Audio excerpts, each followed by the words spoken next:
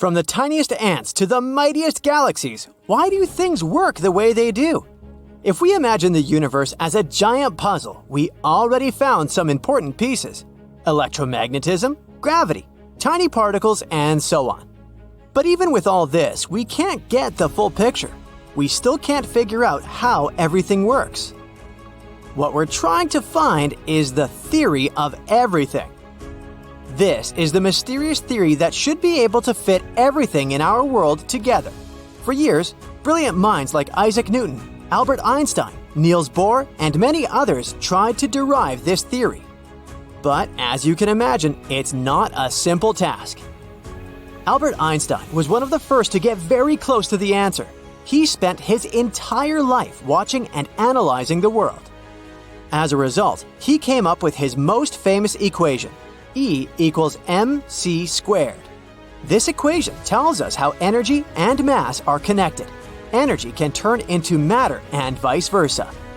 But that's not enough, so he created his theories of relativity. One was called special gravity.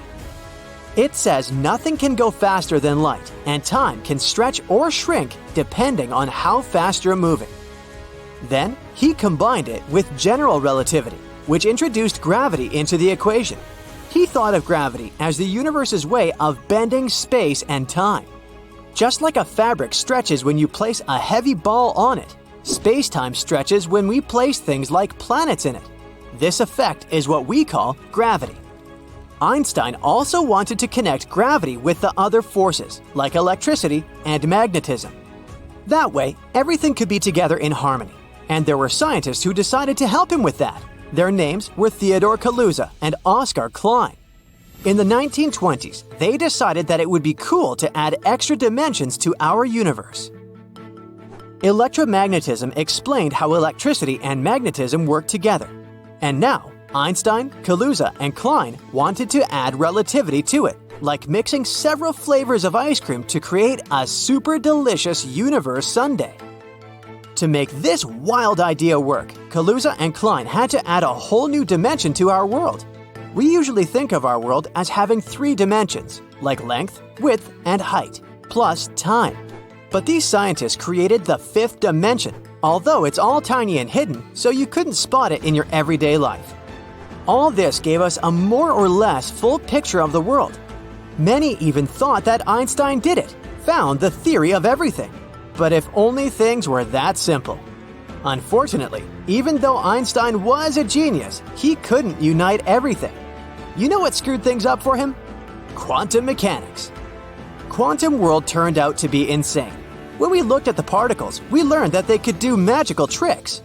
For example, they could be in 2 places at once, or disappear and reappear again out of nowhere. Einstein couldn't explain that.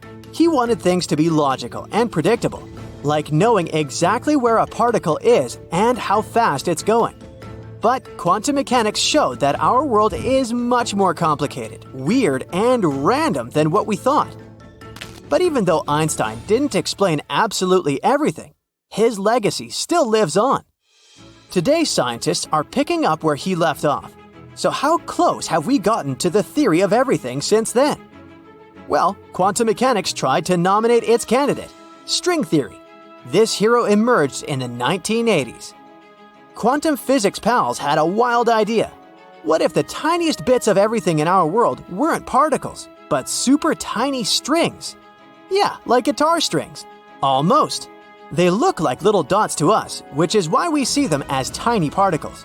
But if we looked at them under the best microscope ever, they would look like little loops. In that case, everything in the universe is made up of these little vibrating strings. Just like different notes on a guitar string make different sounds, these tiny strings can vibrate in different ways. And each way they vibrate creates a different particle. One note might give us a particle we call an electron. Another vibration could be a particle like a photon, and so on. But there is another cool idea that string theory suggests.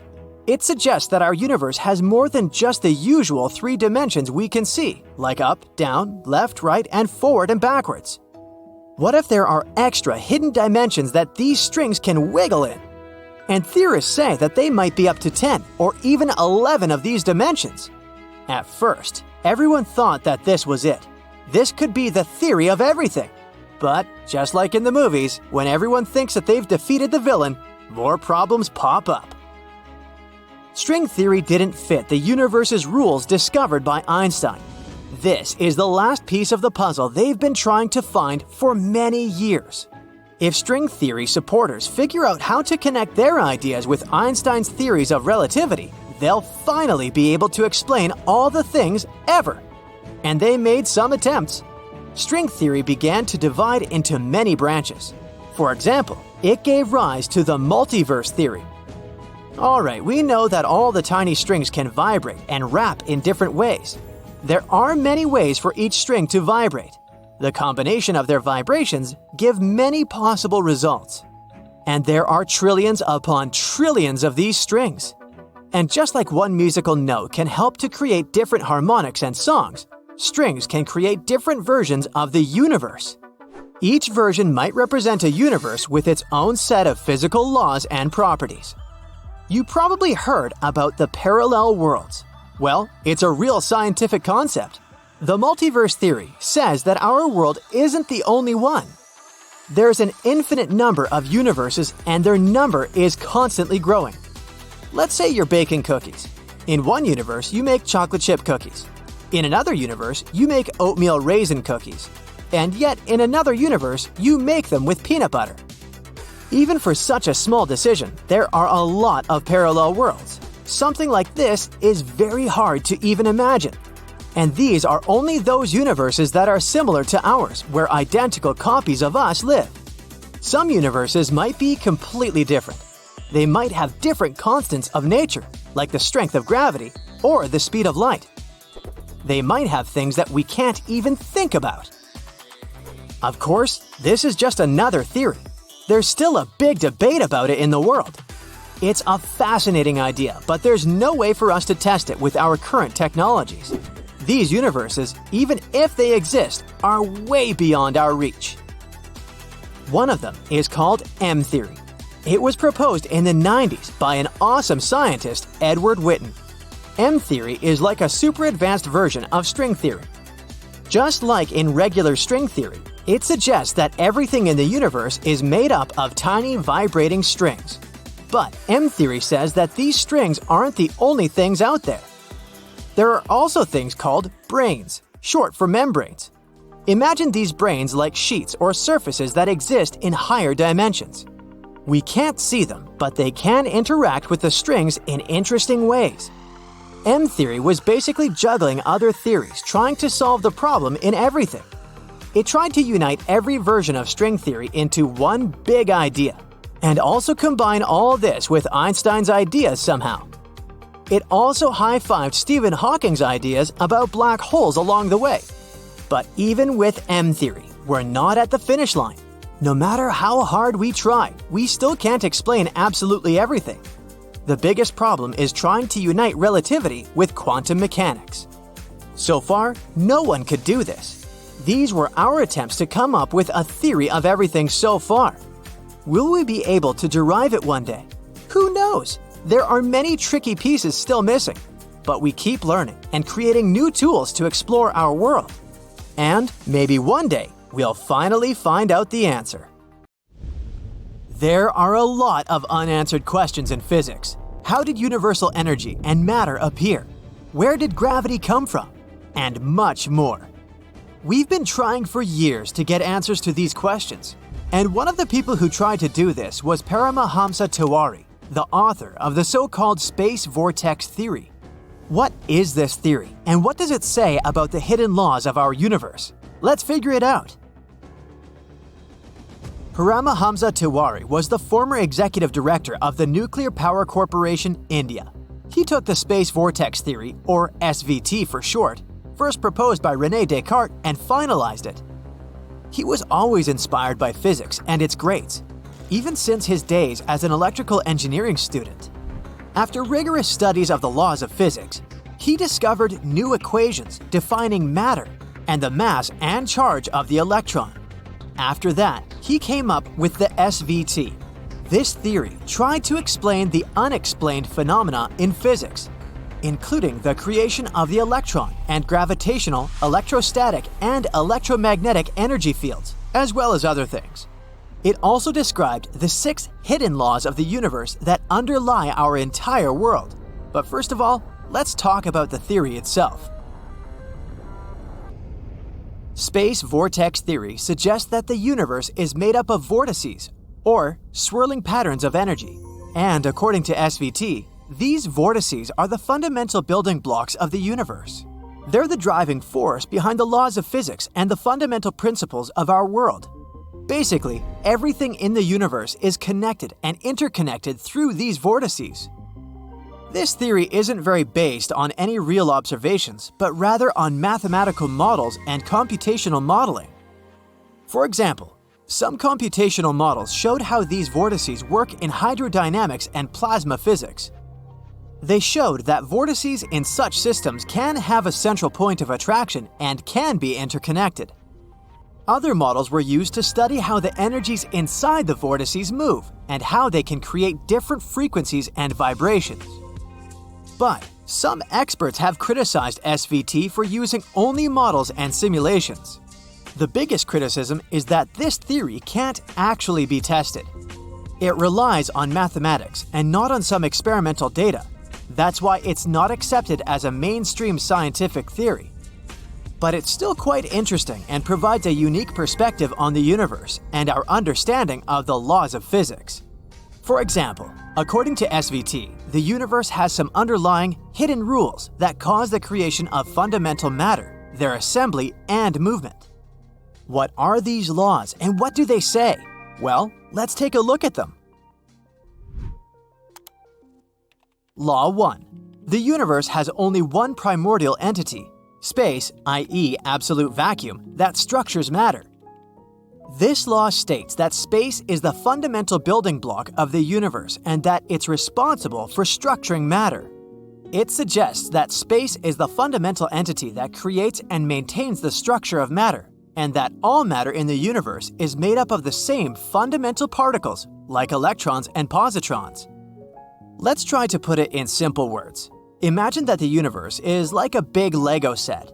Just like how all the Lego bricks are made up of the same basic building blocks, the universe is made up of the same fundamental building blocks too. And these blocks are called electrons and positrons. But what holds these blocks together? Space, of course. Space gives it shape and structure, just like how the plastic container holds all the Lego bricks together in a set. So, the first law states that space is the fundamental building block that structures matter and holds everything together in the universe. Law 2. Matter is constituted with multiples of only one kind of fundamental particles, electrons and positrons. This law states that all matter in the universe is made up of the same fundamental particles, the electron and positron. These two are the Lego blocks we've talked about before. And according to the second law, these tiny invisible particles make up everything from a tiny atom to a giant galaxy. Just like no matter what the shape or size our Lego build is, it's still made up of the same building blocks. Law 3. The field distribution in space, as recognized by contemporary physics, linked with and emanating from matter, are effects arising from only one fundamental field in space.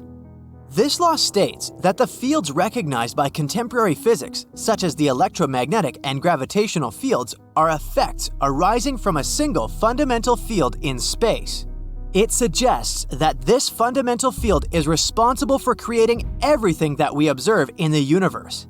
So let's try to put it simply. This time, imagine that the universe is like a big playground.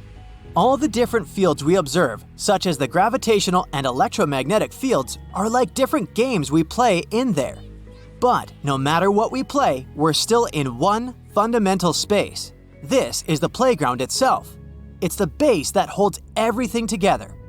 According to the third law, without the playground, we wouldn't be able to play any games. And without this fundamental field in space, we wouldn't be able to observe any fields in the universe. Law 4. There is no void in space anywhere in the whole universe except at the centers of the fundamental particles of matter, electrons and positrons. This law states that there's no truly empty space in the universe and that all space is filled with the fundamental field, the one we talked about before. It says that electrons and positrons can be found everywhere, and even the things we consider to be empty, like vacuum, are actually full of tiny particles. And according to this law, the only truly empty spaces we can find in the universe are at the centers of the fundamental particles, electrons and positrons. Law 5. From only one fundamental universal constant, all the constants considered universal in contemporary physics are derivable. This law states that all the constants considered universal in contemporary physics can be derived from a single fundamental universal constant. It suggests that all the constants in physics are interconnected and can be explained by a single fundamental principle. I know you've been doing a lot of imagining lately, but bear with me. This time, please imagine the universe as a big recipe.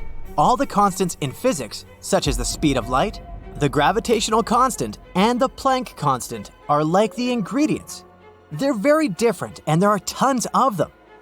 But just like how all the ingredients in a recipe are interconnected and come together to make one dish, all the constants in physics come together to make the universe. And just like how a recipe has a main ingredient that holds everything together, physics also has a single fundamental constant that holds everything together. Law 6. The spatial structure of submicrocosmic fundamental matter is repetitive uniformly in the spatial structures of macrocosmic bodies like planets, stars, and galaxies.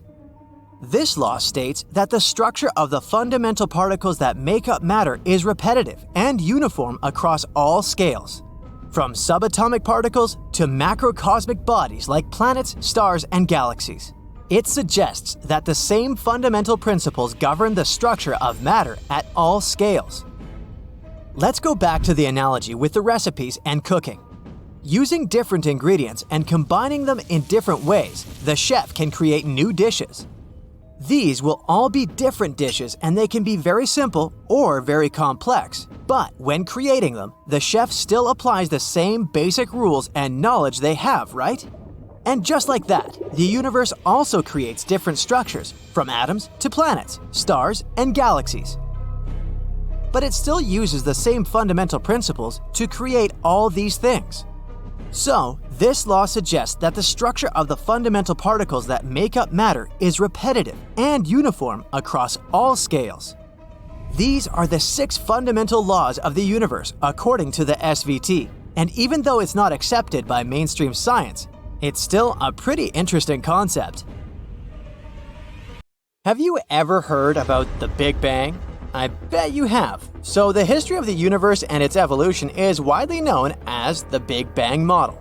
It claims that our universe began as an insanely hot and dense speck about 13.7 billion years ago. But how did it go all the way from a tiny point to the ginormous world we see and don't see today? We're about to figure that out.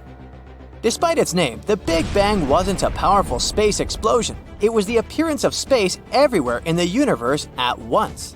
And the universe itself was born as a very dense single spot in space. No one knows for sure what was before this moment, but scientists are working on figuring it out.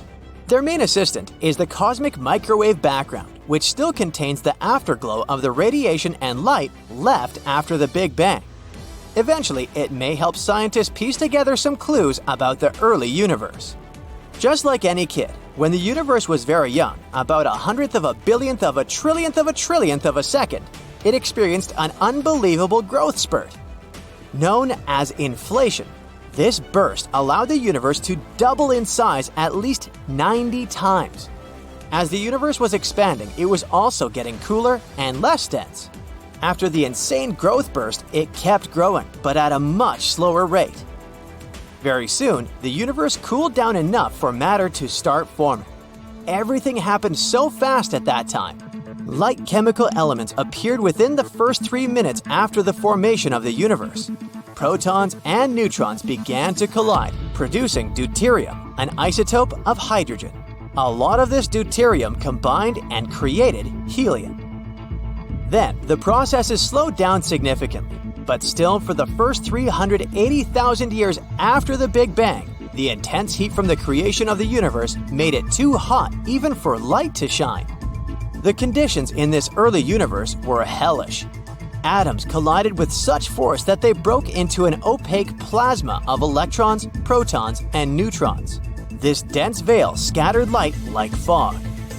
But 380,000 years after the Big Bang, the matter eventually cooled down enough for electrons to connect with nuclei and form neutral atoms. This absorption of free electrons finally made the universe transparent. By the way, the light unleashed at that time can still be detected today in the form of radiation. A period of darkness followed this era called the Era of Recombination. And then, stars and other bright objects started to form. It happened about 400 million years after the Big Bang. This next period got the name reionization. Some time ago, scientists thought that it had lasted more than 500 million years, but new evidence hints that it might have occurred more rapidly than we thought. During this period, clumps of gas collided and created the first galaxies and stars. These events emitted ultraviolet light, which got rid of most of the surrounding neutral hydrogen gas. That's why we call those times the period of reionization. This process led to the universe becoming transparent to ultraviolet light for the first time. At the moment, astronomers are combing the universe in search of the farthest and oldest galaxies. Such a discovery can help us understand the properties of the early universe. It's like working backwards to piece together the events that happened before. That's what researchers are doing now by studying the cosmic microwave background. Our solar system was born around 9 billion years after the Big Bang, which makes it around 4.6 billion years old. As far as we know, our Sun, orbiting approximately 25,000 light-years from the galactic center, is one of more than 100 billion stars in our home Milky Way galaxy. The most popular idea is that the Sun, as well as the rest of our solar system, was once formed from a huge rotating cloud of space dust and gas known as a nebula. At one point, gravity caused this nebula to collapse. It started spinning faster and, eventually, flattened into a disk. Most of the material that made up the nebula got pulled towards the center of this formation, and that's how the Sun was born. At one point, scientists started thinking that there might be more mass in the universe than what we see. After some research, the concept of dark matter appeared. One theory stated that this mysterious stuff could be formed by some exotic particles. They don't interact with regular matter or light. That's why it's so difficult to detect them. Already in the 1920s, astronomers made an astounding discovery. Apparently, the universe isn't static. It's constantly expanding. Interestingly, when decades later, in 1998, the Hubble Space Telescope studied distant supernova, it became obvious that in the past, the universe was expanding more slowly than today. Why was this discovery so confusing? Because it was long believed that the gravity of matter making up the universe would slow down the expansion process, or even cause the universe to contract. That's why these days the concept has changed a bit. Everything on Earth and everything people have managed to see in space with the help of telescopes and other instruments is normal matter. It's made up of atoms and molecules and adds up to less than 5% of the universe. Around 27% of the universe is dark matter, and almost 3/4 of the universe is dark energy. Astronomers wouldn't even know the thing existed if, several decades ago, they hadn't found out that the expansion of the universe wasn't slowing down. Quite the opposite, it was accelerating. It meant that there had to be some enigmatic force counteracting gravity. It got dubbed dark energy. The European Space Agency's Planck satellite helped astronomers calculate how much dark energy the universe has to contain to explain the way its expansion is constantly speeding up. Scientists have also built models of how many giant stars formed and collapsed into black holes since the beginning of the universe. The conclusion is very exciting. The vacuum energy in these black holes is almost the same as the amount of dark energy that should exist in the universe. And still, even though nowadays we know much more about the universe than we used to, there are still important questions that remain unanswered. And, of course, dark matter and dark energy remain the biggest mysteries. Another one is whether something existed before the universe was born, or maybe the theory of the false vacuum is correct. It says that our universe exists in a false phase state, which means it's just a temporary thing. What's more, it's only part of a larger universe. If you compare this larger universe with a kettle full of boiling water, the universe we live in will be just a tiny bubble on the surface of the water. But this can't keep going endlessly. One day, perhaps in billions of years, this false vacuum will burst. And then the visible universe around us will instantly vanish with a pop. There won't be any preliminary warning, and we'll have to somehow deal with it. In any case, astronomers are working hard to find the answers to these burning questions. The James Webb Telescope, launched in 2021, is believed to be the very tool that can help us to peer back to the beginning of time and explore the evolution of the universe with the help of its infrared instruments. By observing the universe at infrared wavelength, James Webb lets us see things no other telescope has ever shown before. The primary goal of this incredible piece of equipment is to study the formation of galaxies and stars that formed in the early universe. To look that far back in time, we need to look deeper into space. All because it takes light time to travel from there to us. So the farther we look, the further we glimpse back in time. To find the first galaxies, James Webb is going to make an ultra-deep near-infrared survey of the universe.